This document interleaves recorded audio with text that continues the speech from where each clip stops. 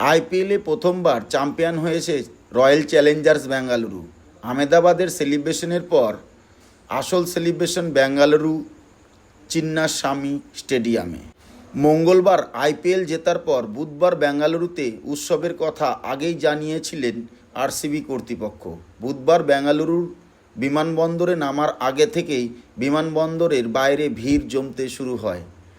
যত সময় গড়ায় তত ভিড় জমতে থাকে। বিকেলে চিন্নাস্বামী স্টেডিয়ামে ট্রফি নিয়ে উল্লাসের কথা ছিল কোহলিদের। তার মধ্যে অনেক আগে থেকে চিন্নাস্বামী স্টেডিয়ামের বাইরে ভিড় জমান হাজার হাজার দর্শক। চিন্নাস্বামী স্টেডিয়াম মাঠ প্রদক্ষিণ শেষ হতেই সকলের আগে বেরিয়ে গেলেন বিরাট কোহলি। ভিআইপি স্ট্যান্ডে অনুষ্কা শর্মার সঙ্গে বসে থাকলেন। গ্যালারি থেকে শুধু কোহলি কোহলি ধ্বনি চলছে।